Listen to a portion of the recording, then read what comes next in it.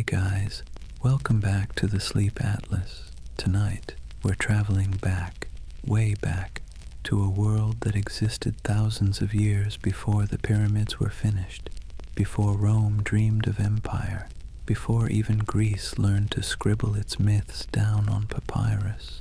We're talking about the very first civilization you probably learned about in school and then promptly forgot because the name itself sounds like something your tired brain made up. Mesopotamia. Mesopotamia has one of those intimidating names that makes it feel like you're about to sit through a dusty lecture. But here's the hook.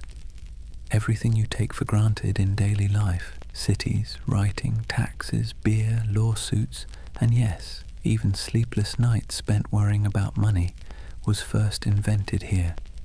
This wasn't just some old place with a couple of mud huts. This was the cradle of civilization, where humans decided to stop wandering around and start making life complicated.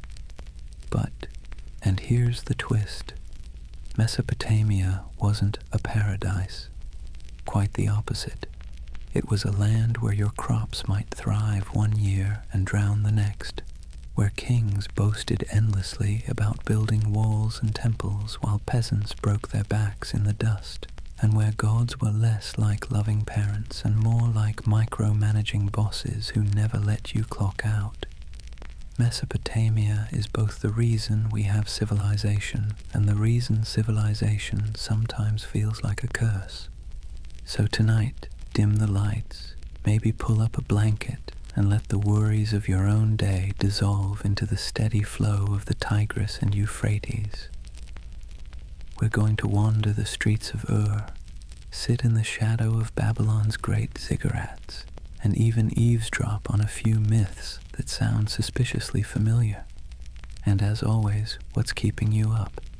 Let me know in the comments. I'd love to know where in the world you're watching from. Alright, settle in. Let's begin. Chapter 1. Life Between the Rivers.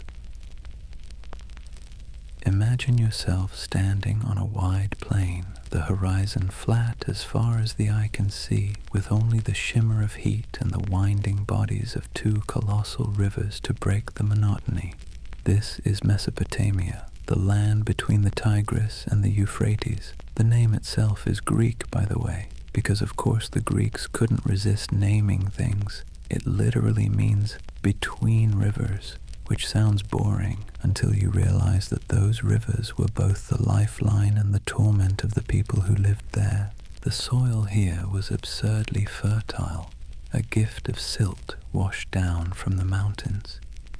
You could throw seeds into the mud and expect something green to emerge. But the rivers had a personality problem. One season they'd swell with generous floods, dropping a rich layer of soil that farmers could turn into wheat and barley. The next, they'd decide to overdo it, drowning fields, flattening villages, and leaving behind a mess of destruction. Other times they'd barely rise at all, and the parched earth would crack while farmers stared at their dying crops in despair.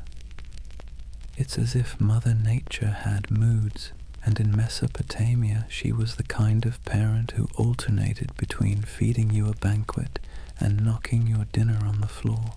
And yet, people came here.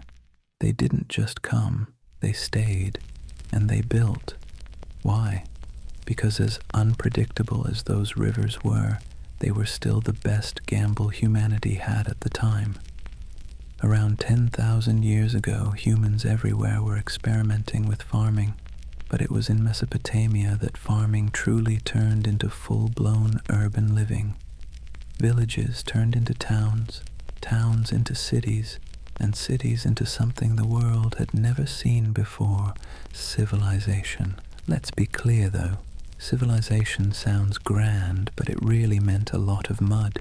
Mud houses, mud bricks, mud walls. If you've ever squished your feet in wet clay by a riverbank, congratulations, you've felt the foundation of Mesopotamian architecture. They didn't have convenient forests for lumber, and stone was scarce, so mud was their go-to building material. Entire cities like Uruk and Ur were essentially glorified mud pies that somehow lasted thousands of years. That alone is impressive. The geography of Mesopotamia made it a crossroads too. To the north, mountains rich with metals and timber. To the south, deserts stretching endlessly. To the east and west, trade routes that connected this land with distant cultures. Living here meant you had access to resources, but also constant pressure from neighbors who wanted those resources. And so from the very beginning, Mesopotamia was a place of opportunity and danger, a cradle rocking between prosperity and disaster. Now, here's where the paradox kicks in. This unpredictable land gave humanity its first shot at organized living, but it also baked into civilization a kind of permanent anxiety. The floods might wipe out your fields. A neighboring city might raid your harvest. The gods might send a plague or decide they were cranky today. Life here was never calm, never secure, and maybe that's why the people of Mesopotamia spent so much energy writing things down, building walls, and praying to their gods. They were trying to control the uncontrollable, to carve order out of chaos. So picture it, the shimmering rivers, the flat horizon, the mud-brick towns rising from the plains, the air thick with the smell of wet earth and reeds, farmers digging canals, children splashing in the shallows, priests scanning the skies for omens. This was the stage, the landscape on which the human experiment with cities began. It was beautiful, harsh, generous, and cruel, often all at once, and it was here, between these rivers, that humanity's long and restless night of civilization began.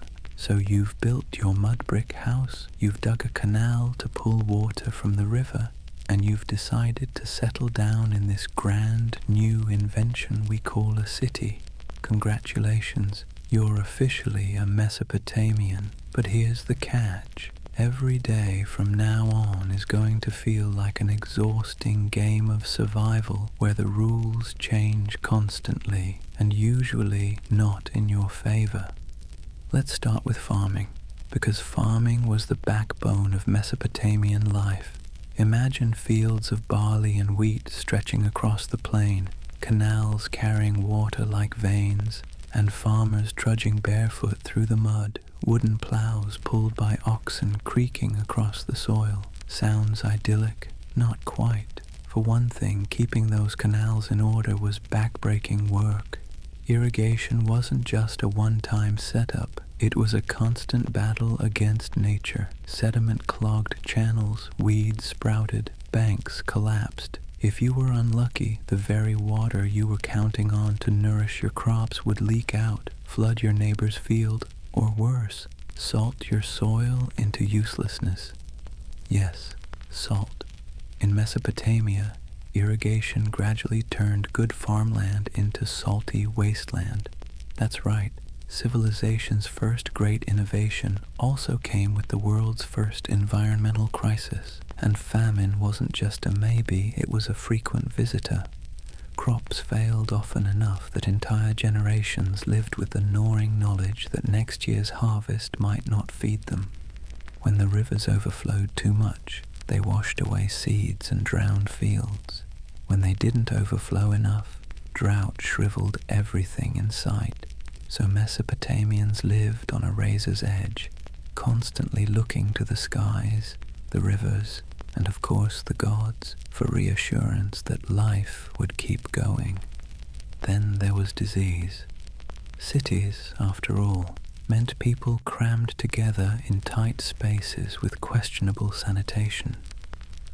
Imagine hot, crowded streets where human waste mixed with animal dung and the ever-present smell of stagnant canals. Disease spread easily in these conditions, and Mesopotamians had no concept of germs. Illness was just another sign that the gods were annoyed. If you caught a fever, chances are someone would mutter that you must have offended a deity, not that you lived in a mud-brick house next to a mosquito-filled canal. The climate didn't make things easier. Summers were brutally hot, with temperatures soaring well above what most of us would find tolerable. The sun baked everything in sight, turning mud into concrete and drying out throats in minutes. Winters weren't exactly cozy either. Cold winds swept down from the north, cutting through thin garments and making nights feel endless.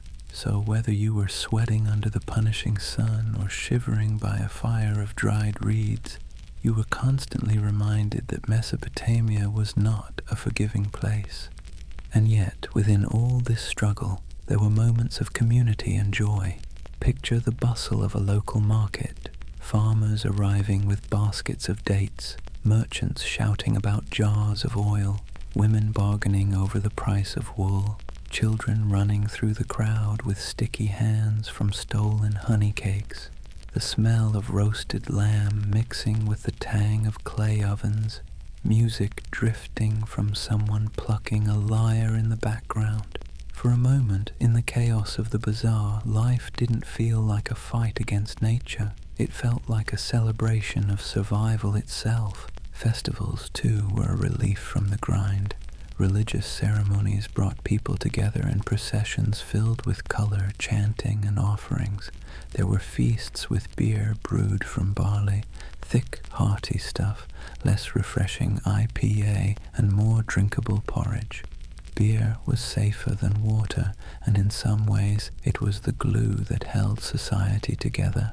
After a long day of sweating under the sun and slogging through muddy fields, nothing said civilization quite like collapsing with a clay mug of lukewarm, foamy beer while listening to a priest explain why the gods were still mad at you. But let's be honest, life was mostly hard work, heat, mud, and uncertainty. Every day required effort just to keep things running. Farming wasn't romantic. It was sweaty, dangerous, and often unrewarding. Disease lurked in the streets. The rivers could betray you without warning, and the gods seemed impossible to please. Yet people endured. They endured because the alternative, wandering the wilderness and living off scraps, seemed even worse. Civilization, for all its flaws, at least offered a chance at stability, however fragile that stability really was. So, when you picture Mesopotamia, don't imagine some golden age of effortless abundance. Imagine cracked hands gripping wooden plows. Imagine backs bent under baskets of grain. Imagine the constant hum of worry about floods, famine, and disease. Civilization was born here, yes, but it was born with sweat dripping down the faces of people who probably wished, at least once or twice, that they could just walk away and find a simpler life, and yet they stayed. They built, they struggled, they survived, and in doing so, they planted the seeds, literal and figurative, of everything that would come after. All right, we've walked the muddy fields, we've slogged through canals, and we've sweated under the Mesopotamian sun. But now it's time to step inside the mud-brick homes and see what life looked like within the family. Because civilization isn't just about fields and floods.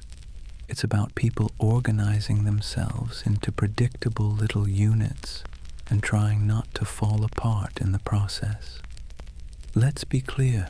Mesopotamian society was not built on the idea of equality. Far from it. It was hierarchical, rigid, and frankly unfair in ways that might sound depressingly familiar. At the top, kings and nobles lived in palaces, surrounding themselves with luxury and servants. Below them were priests, scribes, and merchants, the professionals who kept the whole city ticking. Below them, farmers and laborers who actually did most of the work, and right at the bottom, slaves whose lives were as thankless as you'd expect. If you were born into one of these groups, congratulations or condolences, that was pretty much your destiny. Social mobility wasn't exactly encouraged, Now, zoom into the family level. Picture a household, a courtyard surrounded by mud brick walls with small rooms opening onto it, the air thick with the smell of cooking grain and sheep dung used for fuel. Life revolved around this small space. Families were patriarchal, meaning the oldest male in the household called the shots. Husbands had legal control over wives and children, and the laws of Hammurabi, yes, that Hammurabi, spelled this out in writing. Wives were expected to be loyal and industrious, managing the household, weaving textiles, raising children. If they weren't, the punishments, let's just say, weren't exactly gentle. Arranged marriages were the norm, sealed with contracts and gifts, sometimes before the bride and groom were even old enough to understand what was happening. Women had some rights. They could own property, run businesses, and even divorce under certain conditions. But these rights were always framed within a male-dominated world. If you were a woman in Mesopotamia, your life was defined by your household role, and society was perfectly happy to keep it that way. Children were put to work early. Forget carefree childhoods. Most kids grew up either learning the family trade or helping in the fields. If you were lucky enough to be born into a scribe's family, you might be sent to school. And let me tell you, Mesopotamian school wasn't exactly a dream. Students sat on reed mats, scratching cuneiform symbols into clay tablets with styluses. The work was repetitive, the teachers strict, and the punishments for slacking off involved more than a stern talking to. Yet, being able to read and write was a golden ticket in this world. Literacy was rare, and scribes held enormous influence in society. It was the difference between hauling grain in the hot sun and sitting in the shade writing about someone else hauling grain. And let's not forget the extended family. Grandparents, uncles, aunts, cousins, many lived under the same roof or close by. These households were little economic engines producing textiles, grinding grain, and pooling resources for survival. Family wasn't just emotional support, it was insurance against disaster. If your crops failed or you fell ill, you relied on your kin to keep you afloat. In a land as unstable as Mesopotamia, family ties were literally the difference between life and death. Of course, there were moments of warmth too. Picture a mother teaching her daughter to spin wool, a father passing down farming skills to his son, siblings squabbling in the courtyard over figs. Families shared meals of bread, dates, onions, and the occasional fish or goat eaten from communal bowls. Life was tough, but within the walls of the household there was rhythm, routine, and maybe even comfort. Still, let's not romanticize this too much. The structure of family life reinforced the hierarchy of society. Obedience was drilled in from childhood. Obedience to the father, to the king, to the gods. Everyone had their place, and stepping outside of it usually ended badly. Civilization, for all its supposed progress, came with chains you couldn't see but definitely felt. So, when you think about Mesopotamian families, don't picture cozy evenings around the hearth swapping bedtime stories. Picture a strict, hierarchical system where roles were clear, responsibilities heavy, and the pressure to conform was enormous. Yet also picture the resilience, families holding together, teaching skills, passing on knowledge, and building the foundation of civilization one meal, one chore, one clay tablet at a time. And in that rhythm, work, obedience, survival, you see the first outlines of the social order we still recognize today. A system both comforting in its familiarity and unsettling in its rigidity. Now that we've looked at the family and the household, let's step outside and wander through the city itself. Imagine walking barefoot across hard-packed dirt streets in the heat of the afternoon, ducking under awnings to escape the sun, and suddenly realizing that the city of Ur or Uruk is less a collection of buildings and more a living organism, and like all living things it has a pulse, a rhythm, and yes, a sound. The first thing you'd hear? Donkeys. Braying, stubborn donkeys pulling carts laden with grain or jars of beer, their hooves clattering against stone paving in the market square. Then there's the hum of voices, merchants shouting prices, women bargaining over baskets of dates, children shrieking as they weave between stalls. The air is thick with noise, but not unpleasant noise. It's the sound of life packed tightly together, of survival turned into routine. Now add the smell, freshly baked bread from clay ovens, fish sizzling in oil, sheep being herded through side streets, leaving behind a trail of unmistakable scent, and always, always the heavy tang of bitumen, the black, sticky tar they use to waterproof boats and buildings. If you've ever walked past a freshly paved road on a hot day, multiply that by 10 and you're getting close. The temples added their own soundtrack, priests chanting hymns to gods whose names filled every aspect of daily life.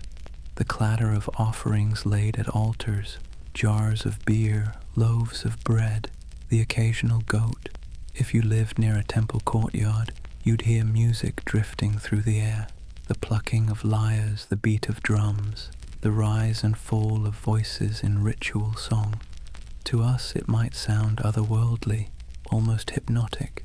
To them it was the background music of life, a constant reminder that the gods were never far away. Markets were the true beating heart of the city. Imagine weaving through rows of stalls under makeshift roofs of reeds and cloth, merchants calling out, promising the best prices on copper tools, textiles, or clay jars, foreign traders arriving from distant lands with strange accents, bringing tin, lapis lazuli, or exotic woods. Coins as we think of them didn't exist yet, so payment was often in silver by weight or simply through barter. 2 goats for that jug of oil. Deals struck with handshakes, arguments, and plenty of suspicion. And if you couldn't pay, well, debts were a Mesopotamian specialty. The first civilizations gave us the first payday anxieties, and then there was construction noise, always construction noise. Cities were never finished. Walls needed patching, canals needed dredging, temples needed expanding. Workers slapped mud bricks together with wet hands, oxen dragged heavy loads, hammers pounded, chisels scraped. A Mesopotamian city was always in motion, its skyline constantly shifting as kings demanded ever larger monuments to their greatness. Nightfall didn't bring silence either. Oil lamps flickered in windows. Street dogs barked and scavenged. Drunk men stumbled out of taverns where beer had flowed too freely. And in the distance, a lull of ritual chanting carried through the dark. Even in the dead of night, the city didn't sleep. It whispered, murmured, shifted. Now here's the irony. Mesopotamian cities were chaotic, noisy, smelly, and crowded. And yet to the people living there, they were miracles.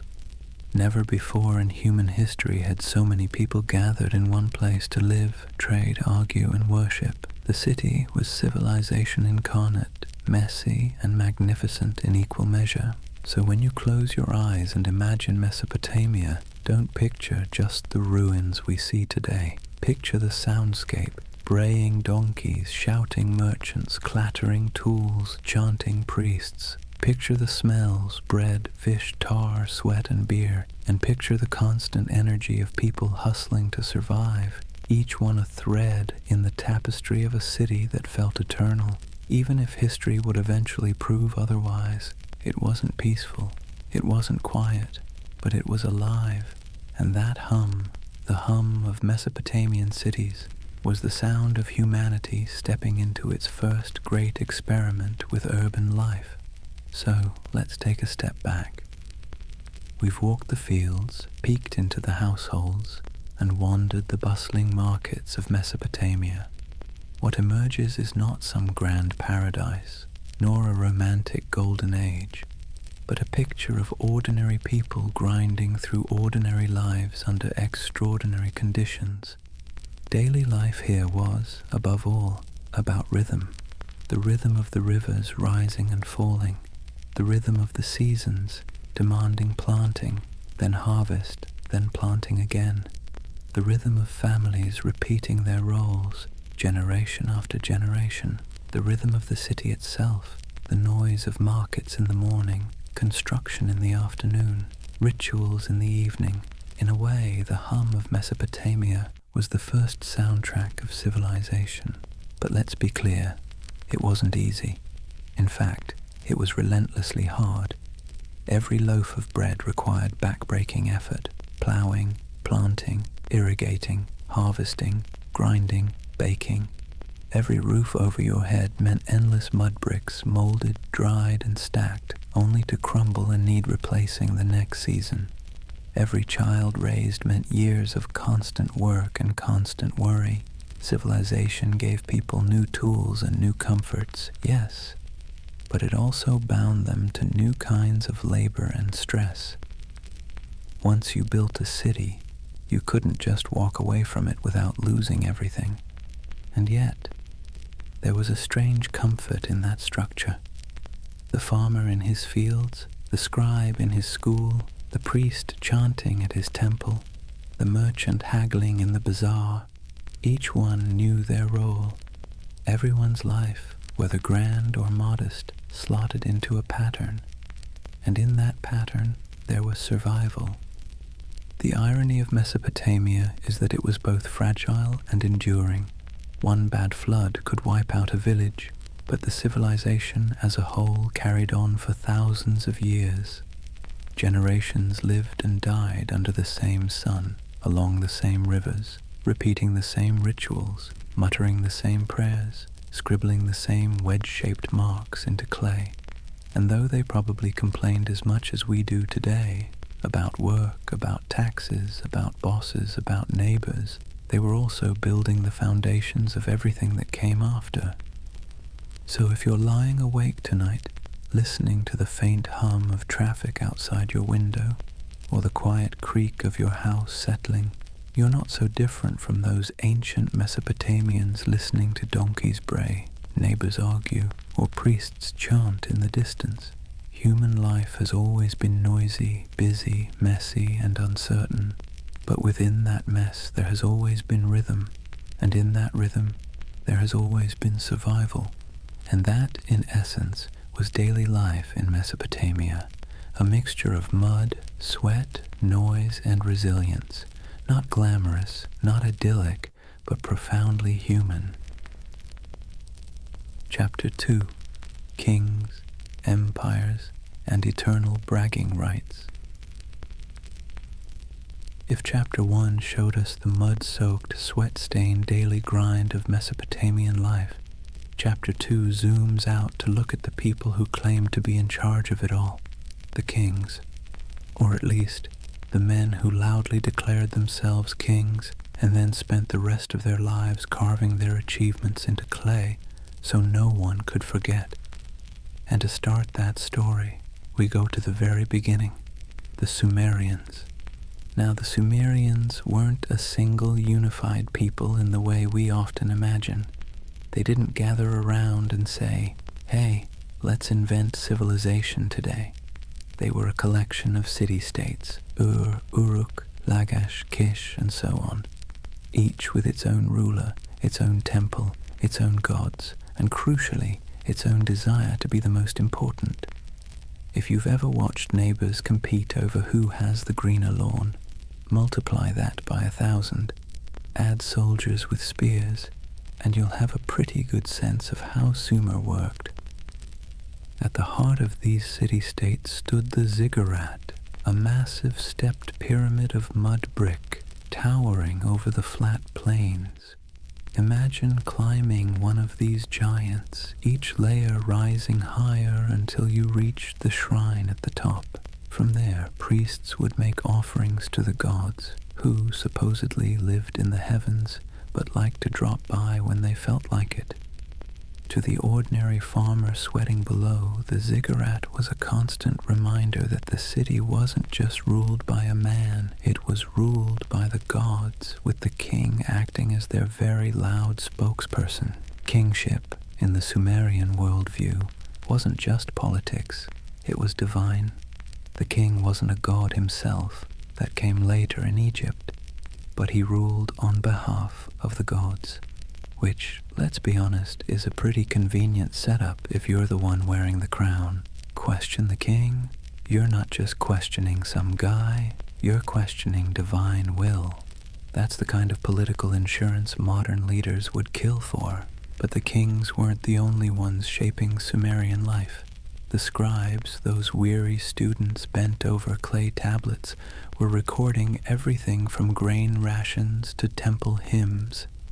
And let's not romanticize it. Writing was invented here not to record poetry or love letters, but to count sheep and jars of beer. Civilization, at its core, has always been about keeping receipts. Still, those wedge-shaped marks, cuneiform, turned out to be revolutionary. They gave rulers the ability to issue laws, priests the ability to preserve myths, and merchants the ability to track trade, and trade was booming.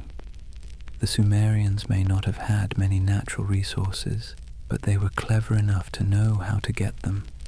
Picture caravans of donkeys loaded with copper from Oman, timber from Lebanon, and lapis lazuli from Afghanistan. These exotic materials filtered into Sumerian workshops, where artisans turned them into jewelry, tools, and statues dedicated to the gods. The city-states glittered with imported wealth, each trying to outshine the other in a contest of divine approval and human bragging rights. Of course, the Sumerians also spent a good deal of time fighting each other. City walls weren't built for decoration. They were built because sooner or later the neighbors were going to show up with spears. Wars were constant, and so were peace treaties, which usually lasted just long enough for both sides to catch their breath before starting all over again. It's almost comical, in a grim way. The same kings who boasted about their piety in temple inscriptions were also inscribing how many enemy heads they piled up last spring. Civilization meant both prayer and slaughter, usually in the same week. But if there's one figure who towers above early Sumerian history, it's Gilgamesh, the king of Uruk. Now, we don't know how much of the Gilgamesh story is fact and how much is myth, but the Epic of Gilgamesh gives us one of the oldest works of literature in the world. It tells the tale of a king who was 2/3 divine, 1/3 human, and 100% difficult to live with. He fought monsters, built great walls, and ultimately sought the secret of eternal life. Spoiler alert, he didn't find it, but his story is a perfect metaphor for the Sumerian experiment itself. Grand, ambitious, flawed, and doomed to end in dust, but determined to leave a mark. So the Sumerians gave us cities, kingship, writing, trade, and literature. They also gave us endless wars, rigid hierarchies, and backbreaking labor. They were, in other words, the prototype for everything that came after. When you look at the ruins of Uruk or the broken tablets of Lagash, you're not just looking at old bricks, you're looking at the first draft of civilization. And like most first drafts, it was messy, full of contradictions, and in desperate need of editing. But it was a beginning, and from those beginnings, bigger ambitions would rise. So the Sumerians had their moment in the Mesopotamian sun, building their mud-brick cities, carving their wedge-shaped tablets, and writing the first epic poem about a man who thought he could cheat death. But if there's one thing you can always count on in history, it's that someone is going to come along, look at all that hard work and say, "Thanks, I'll take it from here." Enter the Akkadians. The Akkadians were a Semitic-speaking people who drifted into the Sumerian heartland and eventually decided to run the place. They didn't arrive with a banner saying new management, but over time, they blended into Sumerian culture while also asserting their own identity. And then came one man who changed everything, Sargon of Akkad. If Gilgamesh was a mythic king, Sargon was the kind who actually existed and made sure everyone knew it. Sargon's origin story reads like something out of a Netflix drama. According to legend, he was the illegitimate son of a priestess, placed in a reed basket and set adrift on a river. Sound familiar? Yes, centuries before Moses, Mesopotamia was already using the baby in a basket trope. He was discovered and raised by a gardener, grew up in obscurity, and then somehow clawed his way into power, eventually becoming a cupbearer to a king. From there, he staged a coup, built an army, and founded what historians like to call the world's first empire. Talk about an upgrade. Now, when we say empire, we don't mean a cozy union of city-states politely agreeing to share resources. No, Sargon marched across Mesopotamia with soldiers wielding bronze weapons, battering down city walls and forcing rivals into submission. He conquered Sumer, expanded into northern Mesopotamia, and stretched his reach as far as the Mediterranean and Persia. His empire was stitched together with the same materials as most empires: violence, intimidation, and an efficient bureaucracy to keep the tribute flowing. But Sargon wasn't just a thug with an army. He was also a master propagandist. His inscriptions brag about him like he was the Mesopotamian equivalent of a celebrity influencer. He claimed the gods personally chose him to rule. He portrayed himself as invincible in battle. He even called himself King of the Four Quarters, which is a fancy way of saying, I rule the entire world, even though his empire was a little smaller than modern-day Iraq. Still, you've got to admire the confidence. The Akkadian Empire also left behind some cultural gems. They adopted Sumerian cuneiform, but wrote in their own Akkadian language, creating a blend of traditions that influenced Mesopotamian culture for centuries. They commissioned art that was startlingly realistic compared to earlier styles. Stone carvings showing soldiers in battle, kings in majestic poses, and enemies crushed underfoot.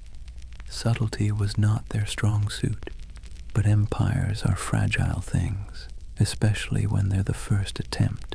Sargon's successors tried to keep the show going, but constant rebellions, invasions, and the logistical nightmare of running such a vast territory eventually wore them down.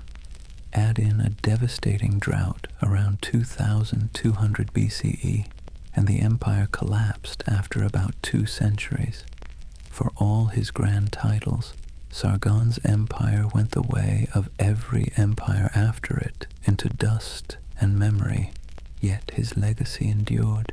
Every ambitious Mesopotamian ruler who came after Sargon looked back at him as the template. He proved that one man could unite the fractious city-states under a single rule, at least for a while. He proved that propaganda could make a king seem larger than life. And he proved that calling yourself King of the Four Quarters might not be true, but it sure sounds good in an inscription. So, the Akkadians took the Sumerian blueprint and expanded it, creating the first empire in history. It didn't last forever, nothing does, but it set the stage for the great powers that followed. Babylon, Assyria, and beyond would all look back at Sargon and think, yeah, I could do that. Spoiler, they would try, and they would brag about it just as much. The fall of the Akkadians didn't mean the end of Mesopotamian ambition. It just meant the next group in line would step up, dust off their sandals, and claim the throne of history. Enter Babylon. If Sumer was the prototype and Akkad was the first empire, Babylon was the showstopper. The name itself still echoes through time, wrapped in myth, scripture, and legend. Babylon has been called everything from the jewel of Mesopotamia to the symbol of human arrogance, and depending on your perspective, both are true. Let's start with its most famous king, Hammurabi. If you've heard of one Mesopotamian figure, it's probably him.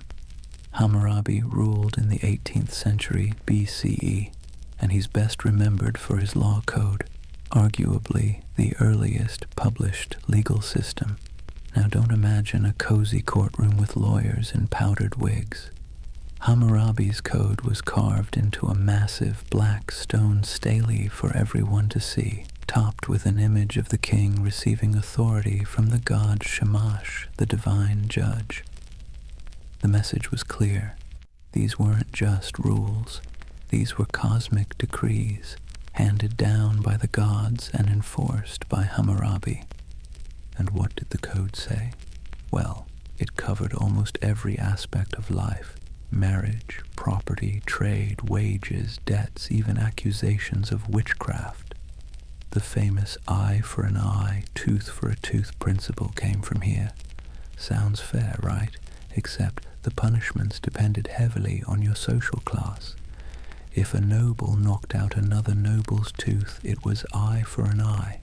If a noble knocked out a commoner's tooth, the fine was a few shekels of silver. Justice in Babylon, as it turns out, was calibrated by your bank account. Cynical, yes, but also remarkably familiar. Hammurabi wasn't just about law, though.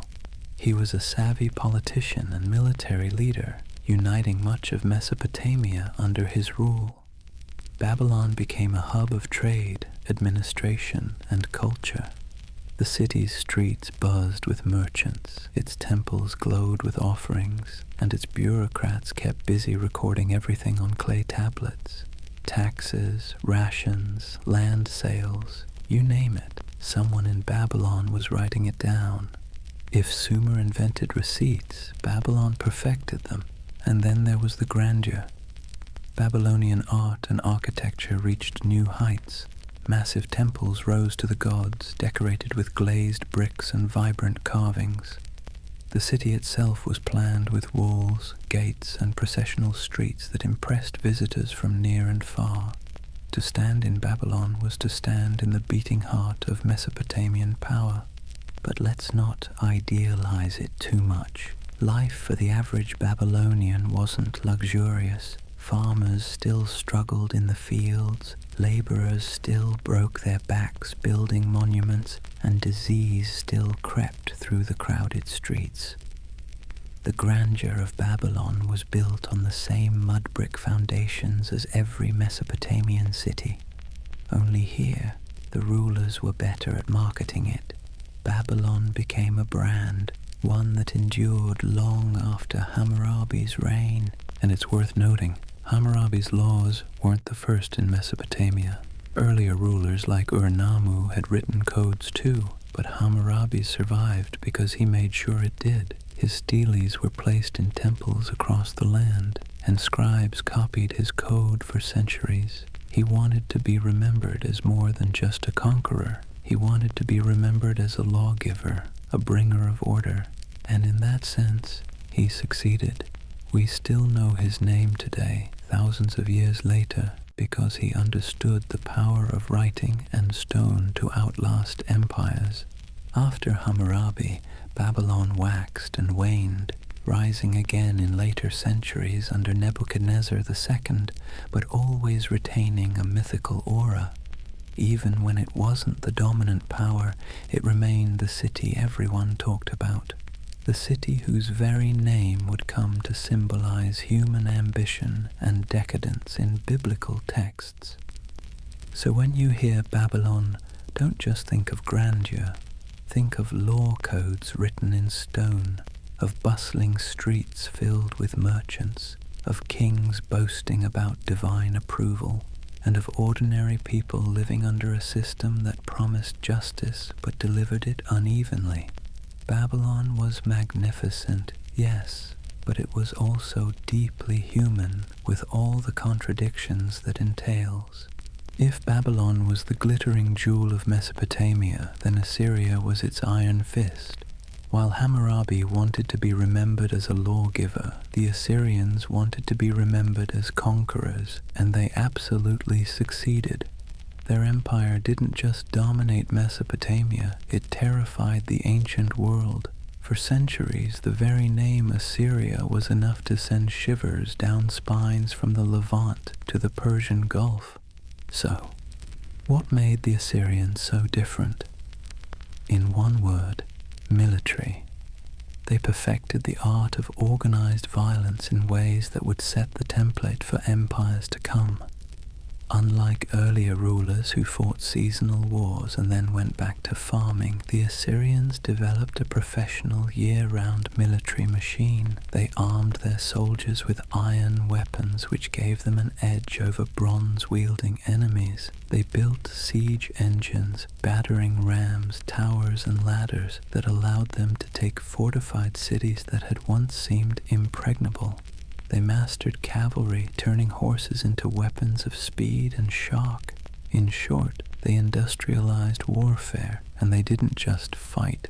They made sure everyone knew exactly what happened when you resisted them. Assyrian kings loved propaganda.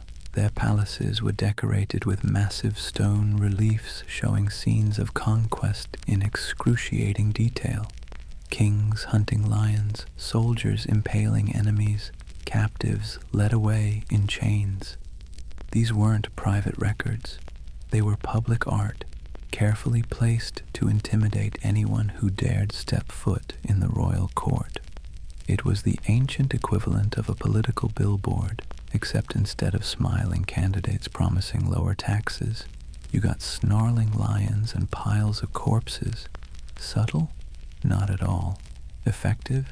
Absolutely. Take Ashurnasirpal II, for example.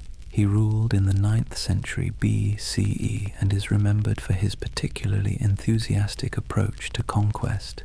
His inscriptions brag about mass deportations, forced labor, and punishments that were designed to make enemies think twice about rebelling. His palace at Nimrud was decorated with scenes of him feasting, hunting, and ruling over terrified subjects.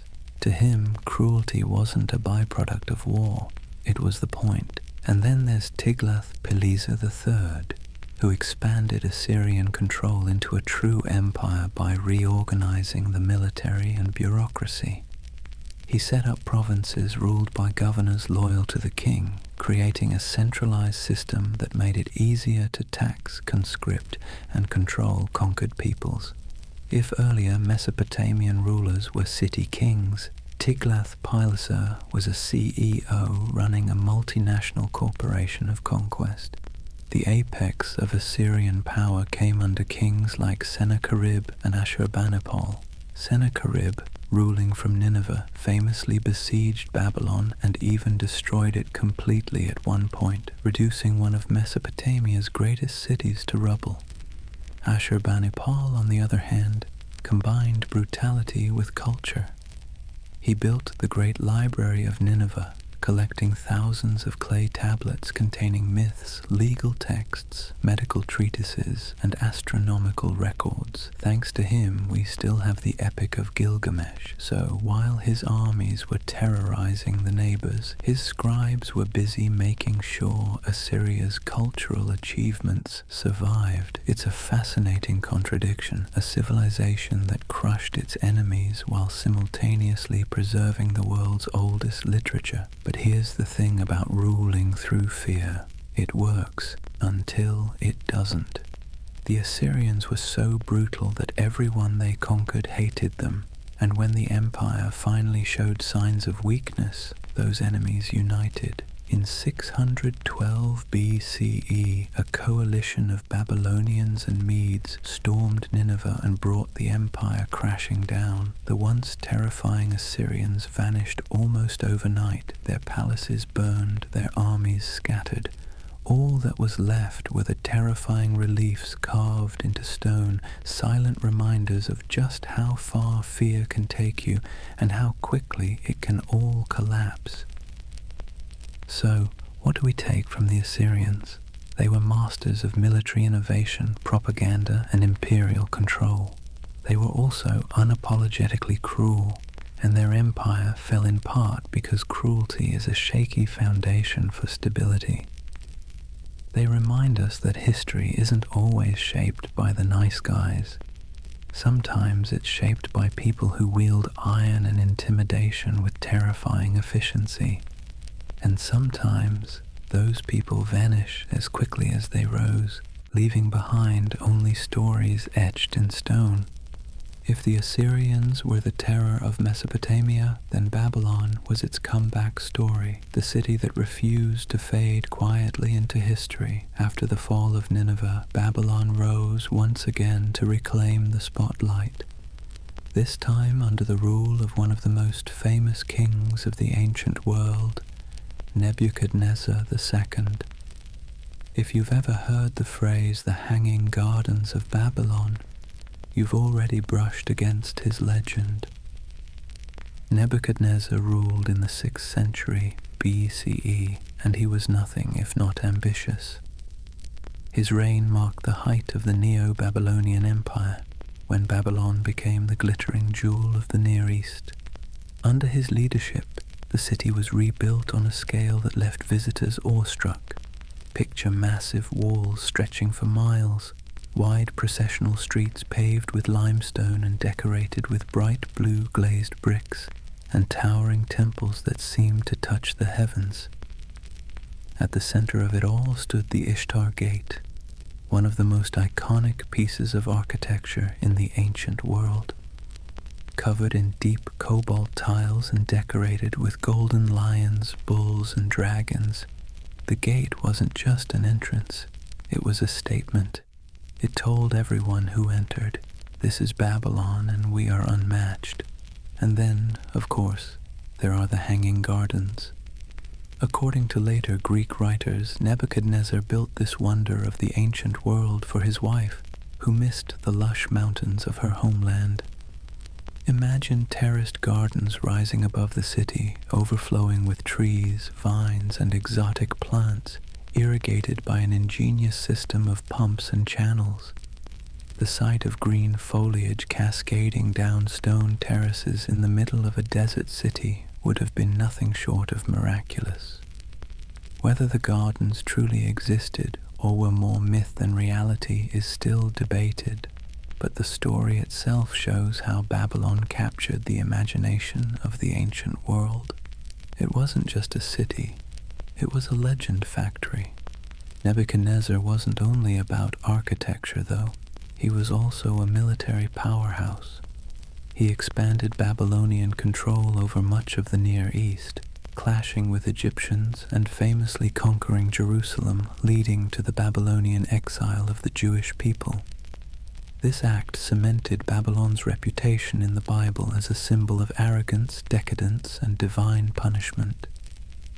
For those living under his rule, Nebuchadnezzar was both a builder and a destroyer, an empire maker whose grandeur came at a steep cost.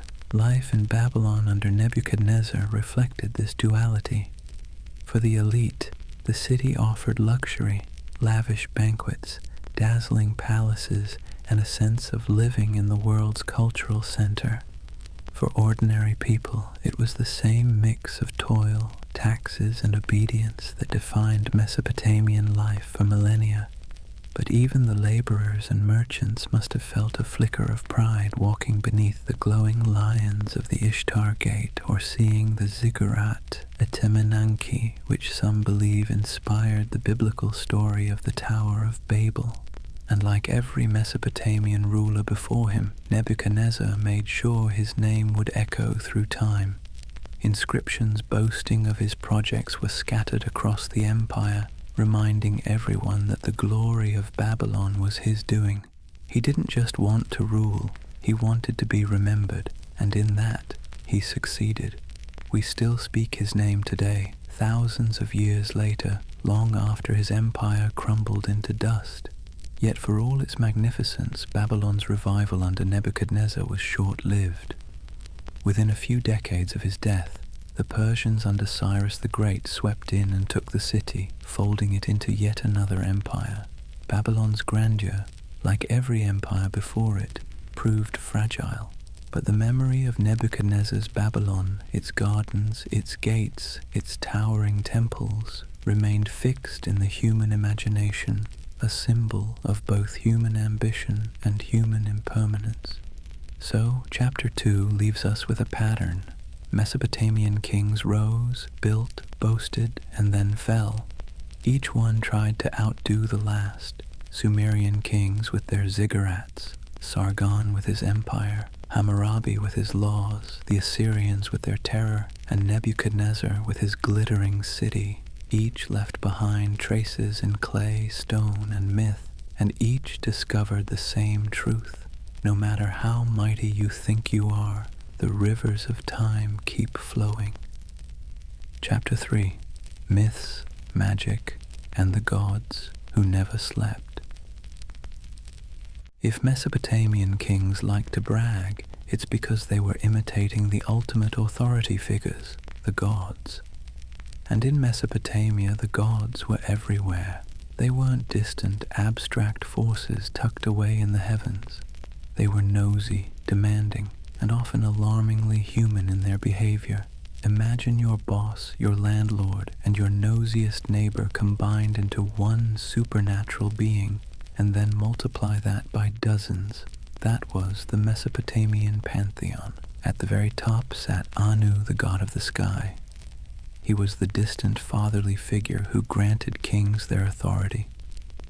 Then came Enlil, the god of air and storms, who was less fatherly and more like that unpredictable co-worker who could either help you finish a project or destroy it completely, depending on his mood.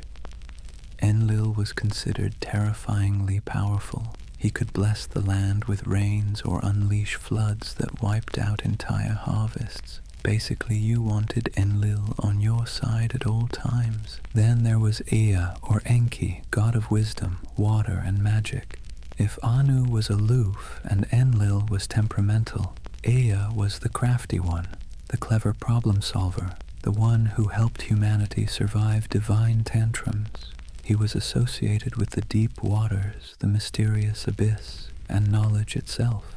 If you were looking for a god who might bend the rules a little, Ea was your guy.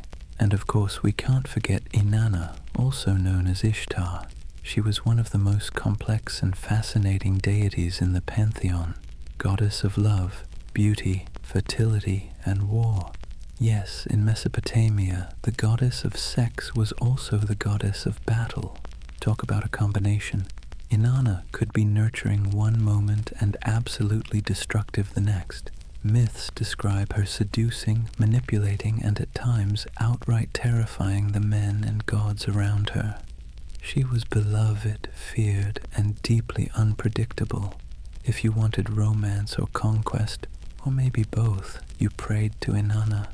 The pantheon was huge, with hundreds of gods and goddesses representing everything from the sun, Shamash, to the moon, Sin, to grain, beer, and even door hinges. Each city-state had its own patron deity, and loyalty to your city was essentially loyalty to your god. In Uruk, Inanna reigned supreme. In Babylon, Marduk became the star. This local favoritism made divine politics just as messy as human politics. When two cities went to war, it wasn't just about land or trade. It was about whose god was stronger. Imagine your sports team rivalry, except the losing side genuinely feared their god might abandon them forever. What's striking about Mesopotamian gods is how human they were in their flaws. They got jealous, they fought, they cheated, they sulked, they demanded endless offerings, food, drink, sacrifices, not because they needed them, they were gods after all, but because they enjoyed being reminded that humans knew their place. Temples weren't places of quiet contemplation. They were bustling complexes where priests managed the gods' households, feeding statues daily meals, clothing them in fine garments, and even tucking them in at night. The gods, in essence, were treated like very spoiled, very moody aristocrats. And because the gods were never predictable, people lived in constant anxiety. Every storm, every drought, every illness could be interpreted as divine punishment. Priests and diviners made a full-time career out of reading signs, animal entrails, patterns in the stars, dreams, to figure out what the gods wanted. Ordinary people had little choice but to hope the experts got it right. So when we talk about the Mesopotamian pantheon, don't imagine serene beings watching calmly from the heavens.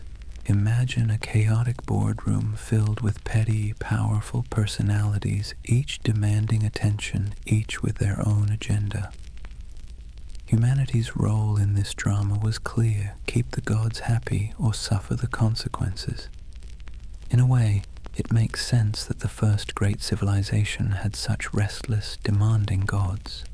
After all, life in Mesopotamia was restless and demanding. The floods, the famines, the unpredictable chaos of daily existence. It was only natural to imagine that the universe itself was run by forces just as moody as the rivers they depended on. And so the pantheon of Mesopotamia wasn't just a collection of myths. It was a reflection of their world, a world where survival depended on pleasing powers far beyond your control. If the Mesopotamian pantheon was a noisy boardroom of squabbling deities, then their myths were the meeting minutes, long, elaborate stories explaining how the universe came to be, why humanity existed, and perhaps most importantly, why life always seemed so unpredictable. And at the center of these myths were two themes Mesopotamians knew all too well: chaos and water. Let's start with the Enuma Elish, the Babylonian creation myth. Imagine the world before creation, a vast, endless sea. On one side was Apsu, the fresh waters, and on the other Tiamat, the salty seas. Together they gave birth to younger gods, but like many parents, they soon found their children loud, restless, and irritating. Apsu wanted to wipe them out and get some peace and quiet. Tiamat at first resisted, but eventually she decided to unleash chaos instead, creating terrifying monsters to punish the noisy younger generation. Enter Marduk, Babylon's champion deity. He struck a deal with the other gods. If he could defeat Tiamat, he'd be recognized as king of the gods. Armed with a net, a bow, and a storm, Marduk confronted Tiamat in battle, captured her in his net, and split her body in two. With one half, he made the sky, with the other, the earth. The world, in other words, was built from the corpse of chaos itself. Humanity was later created from the blood of Tiamat's ally, Kingu, mixed with clay. The message was clear. Humans were designed to serve the gods, doing the hard labor so the divine boardroom could sit back and relax. Creation, in Mesopotamian eyes, wasn't a gift, it was a job assignment. Now compare that to the Epic of Gilgamesh, the world's oldest surviving piece of literature. While much of it focuses on Gilgamesh's adventures, there's a fascinating section that echoes the story of Noah's Ark. Gilgamesh seeks out Utnapishtim, a man who survived a great flood. According to the tale, the gods decided humanity had become too noisy, again with the noise complaints, so they unleashed a flood to wipe everyone out. But the god Ea whispered the secret to Utnapishtim, telling him to build a giant boat, load it with animals, and ride out the storm. When the waters finally receded, Utnapishtim released a dove, then a swallow, then a raven to see if the land had dried. Sound familiar? It should. The biblical story of Noah is almost a line-for-line echo of this much older tale. There's also the Atrahasis epic, another flood story that adds more detail. Here, the gods are annoyed not just by humanity's noise, but by their sheer numbers. People were multiplying, eating too much, and generally making life difficult for the divine. So, the gods decided to cull the population with droughts, plagues, and finally, a flood. Once again, humanity barely survived thanks to one man who listened to divine advice and built a boat. The Atrahasis story highlights a theme running through all Mesopotamian myth. Humanity was fragile, expendable, and constantly at risk of divine punishment. What's remarkable is how these myths ripple forward through history. The idea of a world built from chaos, of gods battling primordial monsters, of humanity created to serve higher powers. These themes echo in later religions from the Hebrew Bible to Greek mythology. The flood stories, in particular, seem to have spread across cultures, adapting to different traditions but carrying the same haunting image: water rising, the world drowning, and a single boat bobbing above the chaos. For the Mesopotamians themselves, these myths weren't just bedtime stories. They were explanations for why life was so hard. Floods destroyed fields? Of course, they'd always been the gods' weapon of choice. Crops failed. The gods were annoyed again. Humans were noisy, greedy, and disobedient, and the gods were quick to remind them of their place. Myths gave structure to the chaos, even if that structure was terrifying. And yet, these stories also offered a strange kind of comfort. If the world was built from chaos, then chaos was natural. If floods had always been part of the divine plan, then your ruined harvest wasn't entirely your fault. Life was precarious, yes, but it was part of a grand cosmic drama stretching back to the dawn of time.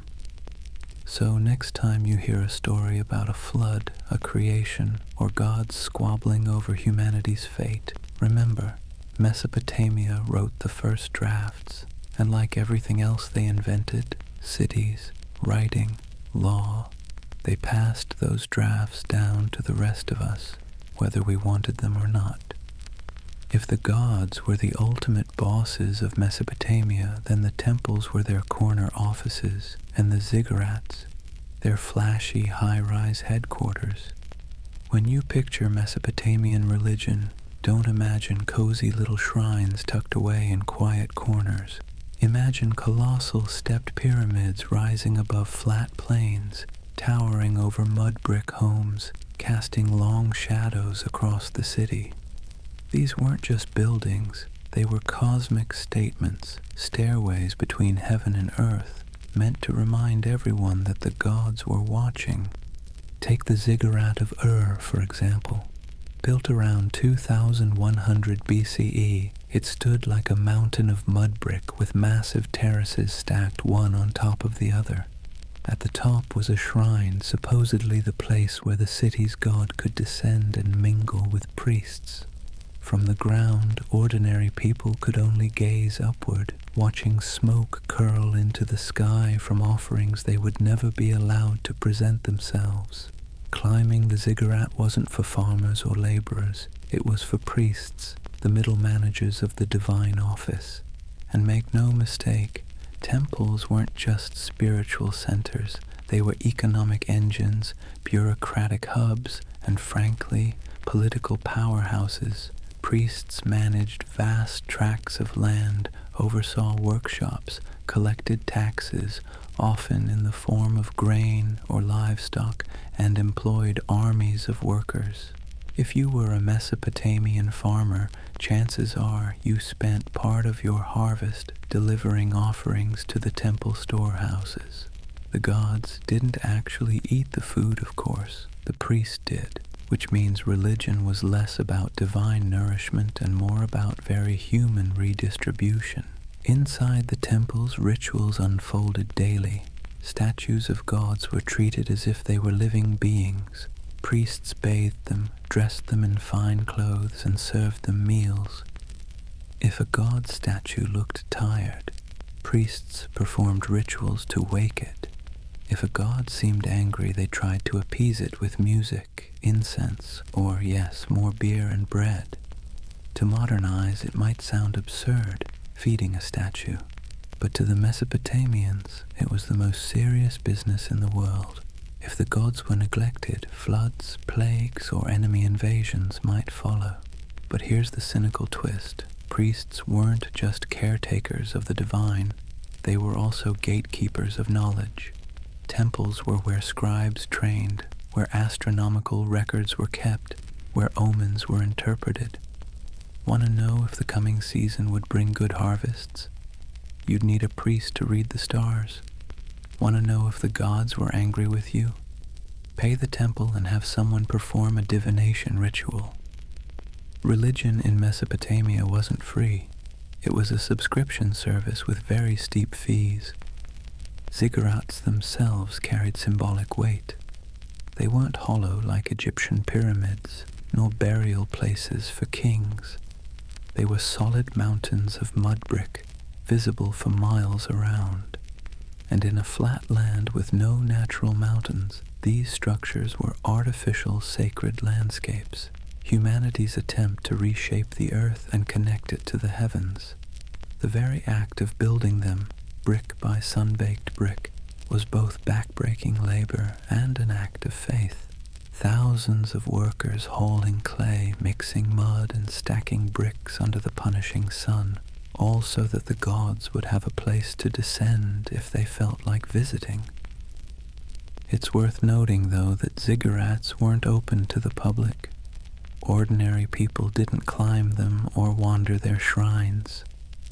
They brought offerings to the base, trusted the priests to do the rest, and went home hoping they'd stay on the gods' good side. In other words, Mesopotamian religion wasn't about personal connection. It was about institutions, hierarchy, and spectacle. And, as with any institution, there was room for skepticism. Priests claimed to speak for the gods, but who was checking their work? If the harvest failed, was it because Enlil was angry, or because the priests mismanaged the irrigation canals? If the stars predicted doom, was it a divine sign, or just a cloudy night? People didn't have the luxury to question openly, but you can bet there were mutters in the marketplace about how much the gods really cared. So when you picture Mesopotamian religion, think of towering ziggurats dominating the skyline, temples buzzing with economic and ritual activity, and priests acting as both caretakers and power brokers. These were not just houses of worship. They were the beating hearts of the city, where faith, politics, and economy blurred into one. And standing beneath those towering structures, ordinary Mesopotamians must have felt small, tiny figures at the mercy of gods who never slept, and priests who claimed to know what those gods wanted. If Mesopotamian temples were the beating hearts of their cities, then omens and magic were the nervous system, an invisible web of signals, warnings, and rituals that shaped how people moved through their days. Because in Mesopotamia, nothing was just random. Every strange event, every dream, every flicker in the stars carried meaning. The world wasn't chaotic, at least not entirely. It was full of signs, if only you had the right priest to interpret them. Take astrology. Mesopotamia is where the practice began, and not in the fun magazine horoscope sense. This wasn't about whether a Sagittarius should avoid dating a Scorpio. This was serious business. The sky was a canvas where the gods left notes, and priests trained for years to read them. If Venus rose in a certain part of the sky, it might mean the king's reign would prosper. If Mars burned too brightly, it could signal war. Lunar eclipses, definitely bad news. In fact, some eclipses were considered so dangerous that priests would place a substitute king on the throne for a few days to absorb the bad omen, while the real king hid away. When the danger passed, well, let's just say the substitute king didn't usually retire to a quiet villa. It was one of the earliest examples of using scapegoats, literally. Then there was extispacy, which sounds complicated but boils down to this: examining the entrails of sacrificed animals, usually sheep, to predict the future. Priests would carefully inspect the liver, looking for lumps, marks, or unusual shapes, each interpreted as a divine message. A blemish on the left side might mean famine, one on the right side might mean victory in battle. To modern ears it sounds absurd, but to the Mesopotamians this was cutting-edge science. Entire clay models of sheep livers have been found, covered in inscriptions like textbooks for trainee diviners. The gods apparently were big fans of liver-based communication. Magic and ritual filled the gaps where omens left off. Illness? That wasn't germs. It was a demon or a curse.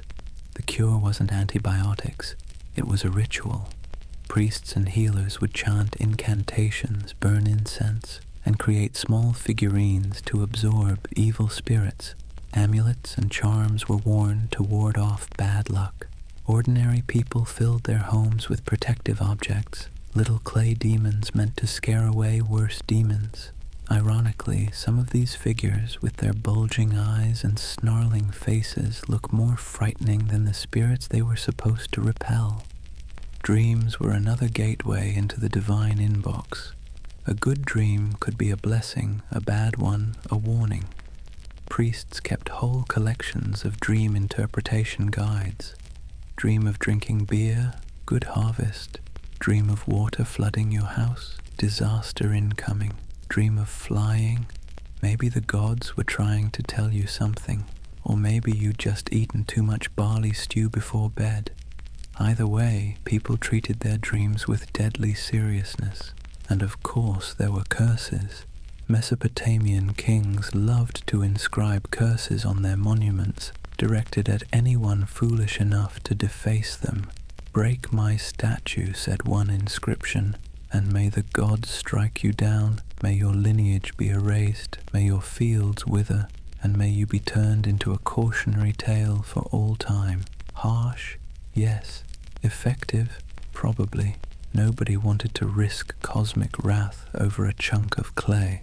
But behind all this magic and ritual was a deeper truth. Mesopotamians lived in an unpredictable world. Floods came without warning, diseases struck without explanation, and enemies attacked without mercy. In that kind of environment, omens and magic weren't silly superstitions. They were survival strategies. They gave people a sense of control, however fragile. If you could read the stars, maybe you weren't entirely powerless. If you could chant the right words, maybe your child's fever would break. If you could sacrifice the right sheep, maybe the gods would spare your harvest. So, when we look at Mesopotamian magic, don't laugh at the sheep livers or the dream books. Think instead of the deep human need to make sense of chaos. The need to believe that patterns exist, that the gods are speaking, that the universe isn't indifferent to your struggles. For the people of Mesopotamia, omens and magic were the thin line between fear and hope. We've walked through the pantheon, peeked into creation myths, climbed the ziggurats, and stared nervously at sheep livers. Now it's time to talk about what all of this meant for ordinary Mesopotamians at night, when the work was done, when the fires dimmed, when the noise of the market faded, and when you were left with nothing but your own thoughts. And if you think they slipped easily into restful sleep, think again. Because for Mesopotamians, the night was anything but peaceful. It was a time when the gods might send you dreams, when demons lurked in the dark corners of your house, and when every shadow felt like it carried a message. Imagine lying on a reed mat in a mudbrick room, hearing the faint howl of wind through the cracks, smelling the lingering smoke from your oil lamp, and wondering whether tonight would bring a vision, a curse, or, if you were lucky, nothing at all. Dreams weren't just random brain static. They were divine texts. A good dream could be a promise of blessing, a bad one, a looming catastrophe. People often went straight to priests in the morning to ask what their dreams meant. Was that image of a lion chasing you a sign of strength or impending doom? Did your vision of floodwaters mean disaster for your crops, or just indigestion from last night's barley stew?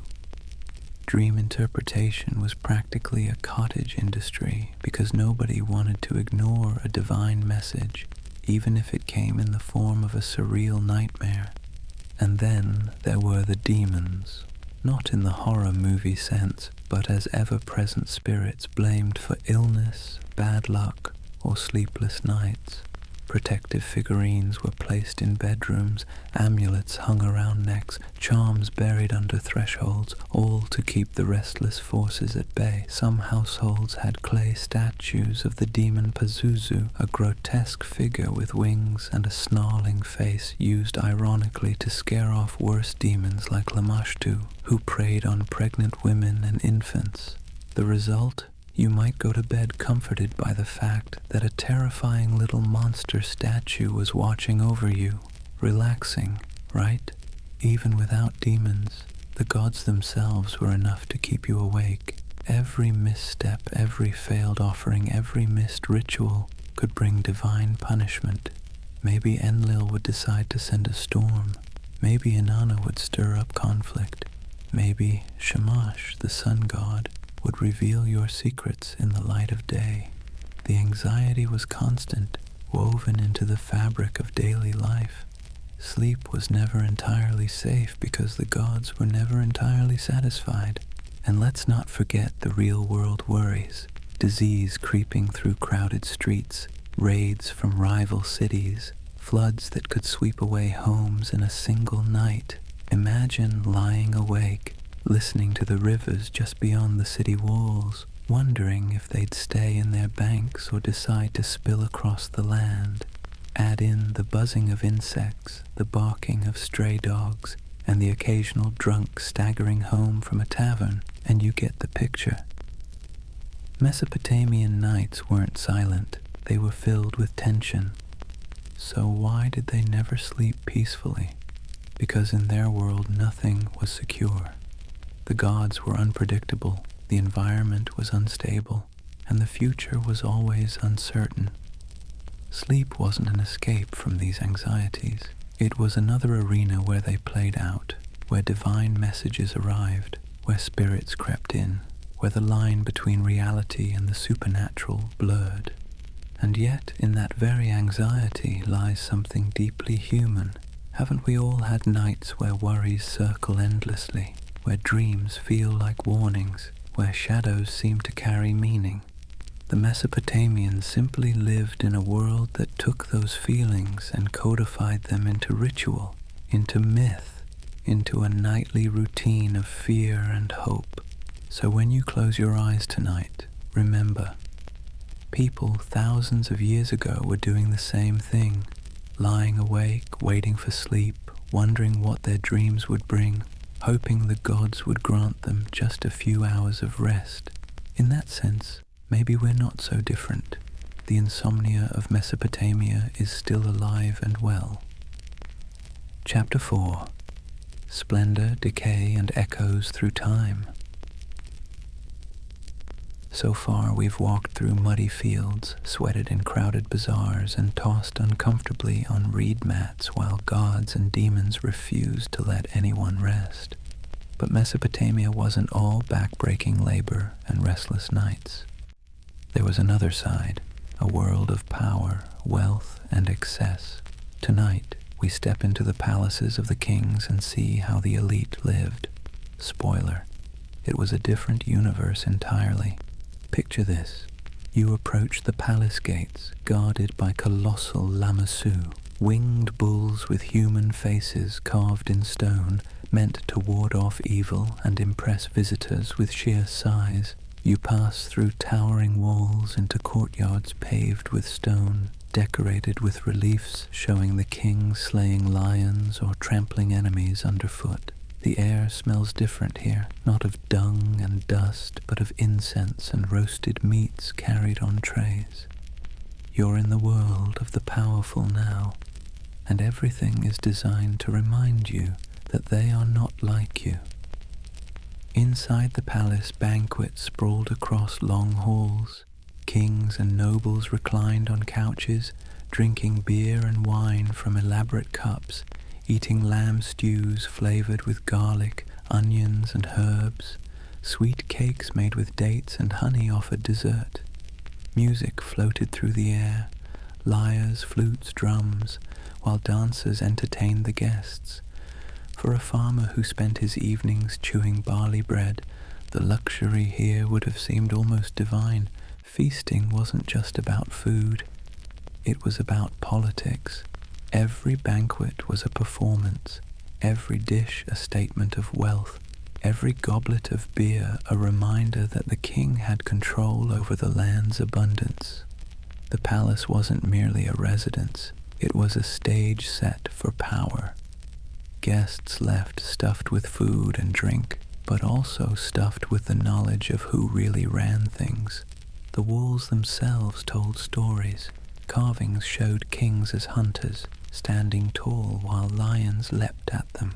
Others showed battle scenes, enemy cities burning, captives marched in chains. These were not subtle decorations, they were propaganda etched in stone, meant to impress allies and terrify enemies. Walking through these halls, you couldn't escape the message. The king was mighty, the king was victorious, the king was chosen by the gods. And let's not forget the luxury behind the scenes. Palaces had storerooms filled with gold and silver, workshops where artisans created jewelry and ceremonial weapons, and treasuries stocked with tribute from conquered lands. Exotic woods, gleaming metals, bright textiles. Goods flowed into the palaces from as far away as India and Egypt. The kings lived surrounded by reminders that their reach extended far beyond the rivers of Mesopotamia. But this splendor came at a price. Behind the glittering halls and banquets lay armies of workers, farmers taxed to the brink, laborers hauling mudbrick in the sun, captives forced into service. For every golden cup in the palace, there were countless calloused hands that earned nothing for producing it. Mesopotamian palaces were monuments to inequality, where the distance between the powerful and the powerless wasn't measured in steps, but in worlds. Still, it's impossible not to feel a little awe when you imagine them. The towering architecture, the dazzling feasts, the art meant to last for centuries. This was humanity flexing its muscles, declaring, "Look what we can build." The kings wanted to be remembered, and in many ways they succeeded. Their palaces may be ruins now, but the fragments we've unearthed still tell us about the luxury, the spectacle, and the sheer ambition of Mesopotamian power. So when you close your eyes tonight, picture it. Flickering lamplight in a vast hall, the sound of lyres drifting across polished floors, the smell of roasting lamb, and the echo of laughter as nobles toast their king. A world of splendor, built on the backs of those who would never taste it. It's tempting to get swept away in the splendor of Mesopotamian palaces with their glittering banquets and colossal statues. But let's step back outside those palace walls for a reality check. Because while kings and nobles feasted on lamb stews and sweet cakes, most people were scraping together meals of barley bread and onions. The contrast between the lives of the powerful and the ordinary could not have been sharper. Picture the commoner's dinner table, or, more accurately, a low clay platform in a cramped mud-brick home. Instead of roasted meats and honey cakes, the meal was barley porridge, maybe flavored with leeks or dates if you were lucky. Beer was the everyday drink, thick and unrefined, slurped through straws from communal jars. There were no golden goblets here, just clay mugs chipped and worn from years of use. Where the palace echoed with music, the common home buzzed with the sounds of children, livestock, and the endless chatter of survival. Housing was just as telling. Palaces sprawled across acres with soaring courtyards, but ordinary people lived in 2 or 3 room homes made of mud brick. These houses were small, hot in the summer and drafty in the winter. Roofs often leaked, walls crumbled, and repairs were constant. Families slept together on reed mats, often alongside animals they were trying to keep safe from theft or predators. Privacy wasn't a concept. Life was communal, crowded, and relentlessly practical. Work defined the lives of the common people. Farmers bent over fields under the scorching sun, hauling water from canals, fighting against salt-soaked soil that threatened to kill their crops. Laborers hauled bricks for the king's building projects, working until their hands blistered and their backs gave out. Even merchants and craftsmen who fared slightly better lived at the mercy of taxes and temple demands. While the king's scribes kept careful accounts of tribute, the commoner's only account was how much grain was left in the storage jar. And then there were slaves, the lowest rung of Mesopotamian society. Some were prisoners of war, others sold into slavery to pay debts. They worked in fields, temples, and households, their lives controlled entirely by their owners. For them, even the modest freedom of a farmer or craftsman was out of reach. The irony is that the luxury of the elite depended entirely on this contrast. The palace banquets were only possible because thousands of people labored to grow the grain, herd the sheep, and brew the beer. The golden ornaments gleaming on a noble's robe came from the hands of artisans who would never own such treasures themselves. The music drifting through palace halls was played by servants, not guests. The splendor of the few was built brick by brick on the toil of the many. And yet, despite the inequality, there was pride too. Ordinary citizens could look up at the towering ziggurats, the shining gates, the colossal walls, and feel a sense of belonging. These weren't just the king's monuments, they were their city's monuments. Even if they never touched a golden goblet, they could say they lived in Babylon or or Nineveh. They carried the identity of being part of a civilization that seemed eternal, even if their own lives were fleeting. So when we look at Mesopotamia, we have to see both sides, the dazzling palaces filled with feasts and laughter, and the mud-brick homes filled with porridge and worry. Civilization from the very beginning meant inequality. It meant spectacle for the few, survival for the many.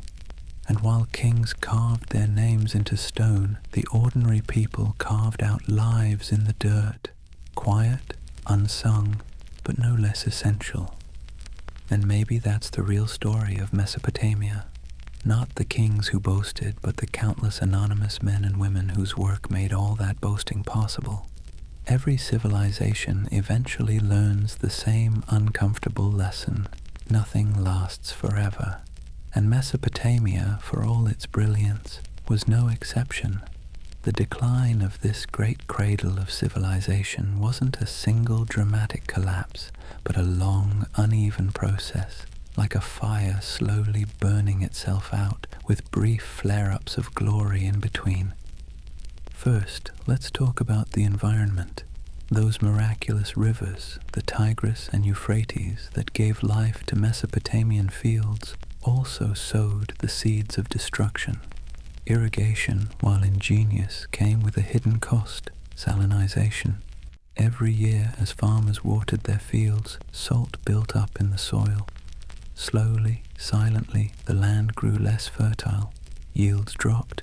Fields that once produced rich harvests turned barren. By around 2000 BCE, grain production in southern Mesopotamia had plummeted, forcing people to rely more heavily on barley, which could tolerate salt.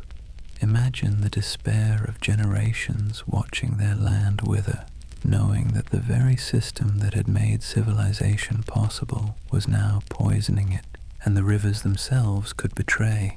Floods were as unpredictable as ever, sometimes catastrophic. Shifting river courses left once thriving cities stranded far from the water that sustained them.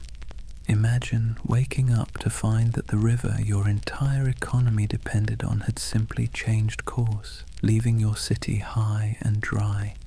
It happened. Mesopotamia was always a gamble with nature, and eventually nature won.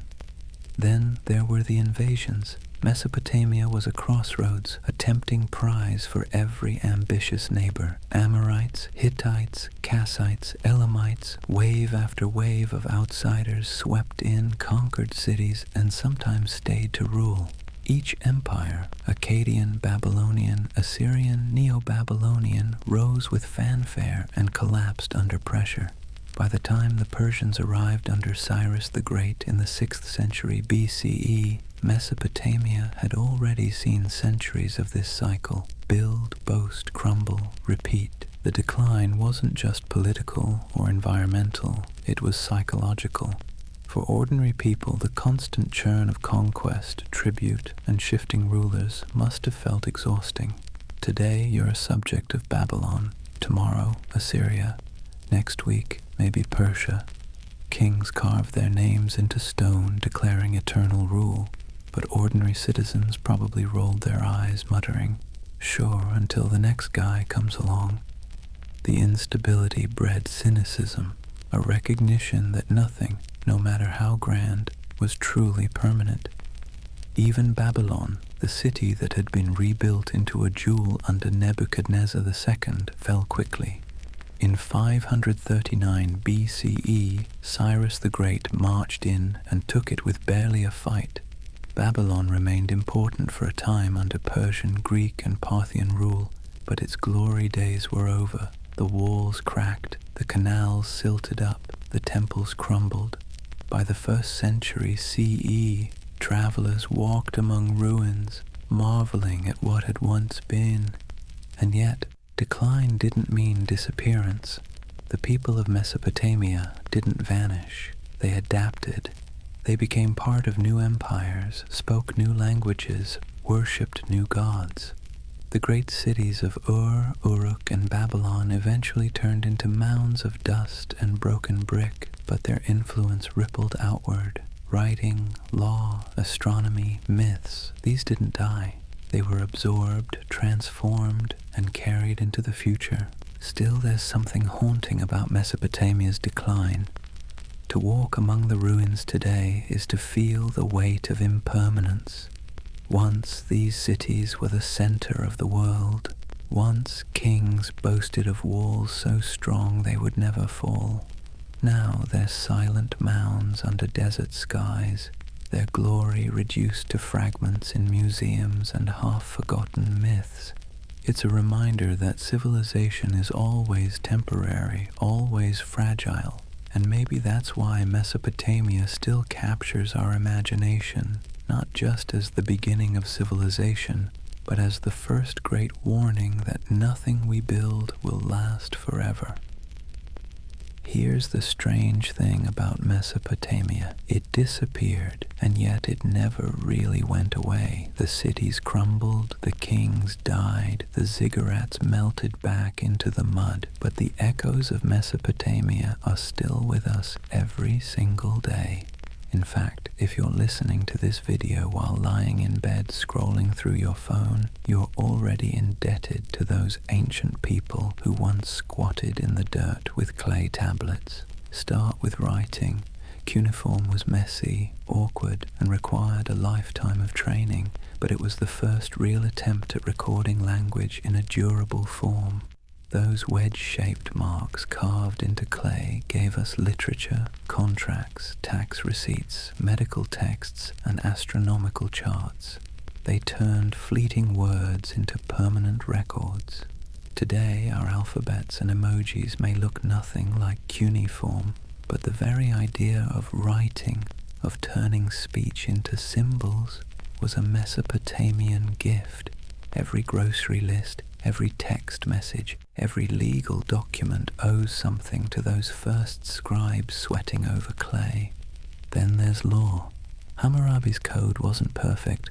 Justice was definitely not blind, and it cared a lot about your social class. But the idea of publicly declared laws that applied to everyone was revolutionary. For the first time, rules weren't just whispered decrees from a king or priest. They were carved in stone for all to see, setting a precedent that law should be stable, predictable, and, at least in theory, universal. Today, when we complain about unfair laws, we're echoing conversations that started almost 4,000 years ago in Babylon. Science and math also trace their roots here. Mesopotamian astronomers carefully charted the stars, not just for omens, but for practical purposes: calendars, agriculture, navigation. They divided the circle into 360 degrees, a system we still use to this day. The 60 minutes in an hour, the 60 seconds in a minute. That's pure Mesopotamian math. The next time you glance at a clock, you're literally seeing their legacy tick by. Religion, too, carries their fingerprints. Myths like the flood story, creation from chaos, and even the Tower of Babel have uncanny parallels in later traditions: Judaism, Christianity, Islam, and beyond. Mesopotamian gods may not be worshipped today, but their stories seeped into the foundations of later faiths, reshaped and retold across cultures and centuries.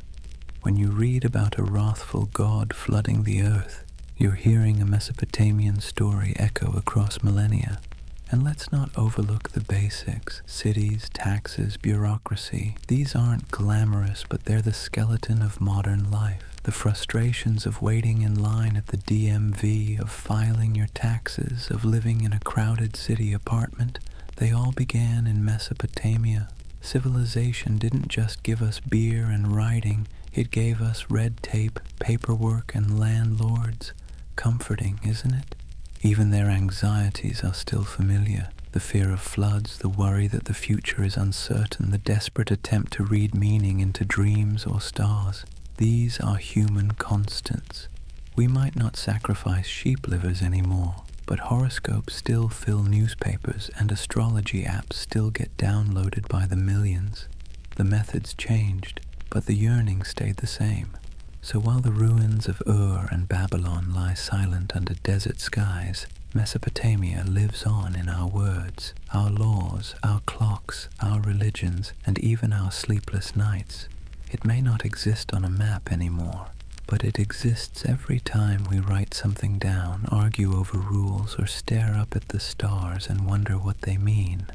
The cradle of civilization may have cracked, but its echoes are everywhere. When we think of Mesopotamia today, it's easy to picture it as a vanished world: dusty ruins, broken tablets in museums, faded names in history books. But the truth is, Mesopotamia never truly disappeared. It lingers, not just in artifacts, but in the frameworks of thought, belief, and daily life that we still carry. The physical cities, Ur, Uruk, Babylon, are gone, swallowed by dust and desert winds. Their walls collapsed, their canals filled with silt, their temples reduced to rubble. But the idea of Mesopotamia, what it created, what it taught humanity, still hums beneath the surface of our modern world. We live in its legacy every time we step into a city, sign a contract, or tell a story about gods and heroes. Even in its own decline, Mesopotamia never quite let go of the human imagination. Greek historians like Herodotus described Babylon with awe. Biblical writers turned it into a symbol of arrogance and exile. Later empires built on its systems of bureaucracy, astronomy, and law. The Persians, the Greeks, the Romans, all inherited something from this ancient cradle. To erase Mesopotamia would be to erase the very roots of civilization. And in a more personal sense, Mesopotamia's story still feels familiar. The endless struggle against unpredictable rivers, the hierarchy of families and rulers, the tension between ordinary toil and elite splendor, the restless search for meaning in omens and dreams, all of it feels deeply human. Their lives may have been filled with mudbrick, barley, and cuneiform tablets, but their fears, hopes, and struggles are echoes of our own. That's the strange gift of Mesopotamia. It reminds us that civilization is both fragile and enduring.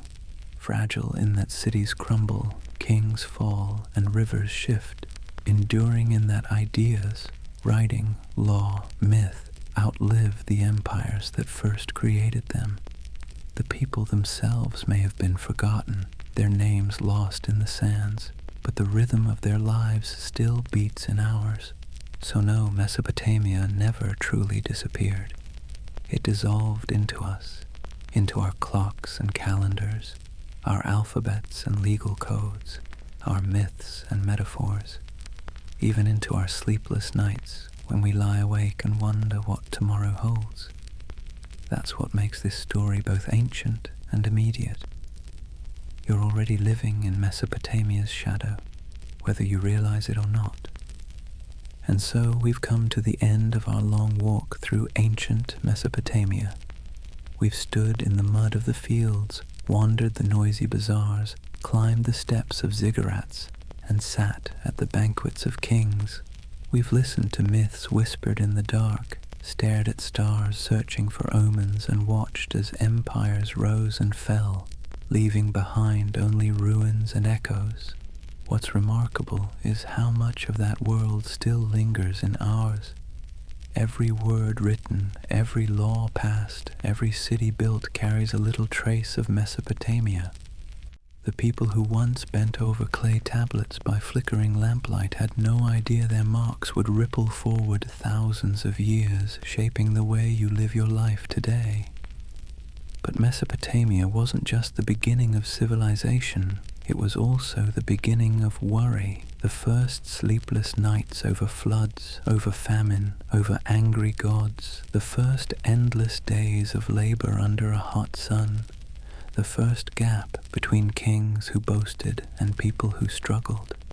And maybe that's why this story feels so close, because in the end their world wasn't so different from ours, full of wonder, full of anxiety, full of attempts to make sense of forces bigger than ourselves. So as you lie here now listening, let yourself drift into the rhythm of their world, the steady rush of the rivers, the hum of the marketplace, the chant of priests, the creak of wooden ploughs, the clink of clay mugs in taverns. Imagine the sounds fading into the background until all that remains is the soft, timeless flow of history carrying you forward. Mesopotamia may have crumbled, but its story is still here, and tonight that story has carried you across the centuries, from mud-brick homes to golden palaces, from noisy dreams to quiet ruins. Let that thought ease your own mind. The struggles of today will one day fade into echoes just like theirs, and in the quiet you can rest, knowing you are part of a story that stretches back to the very first cities, the very first words, the very first sleepless nights. So close your eyes, breathe deeply, and let yourself drift as the land between the rivers fades into dream. Good night.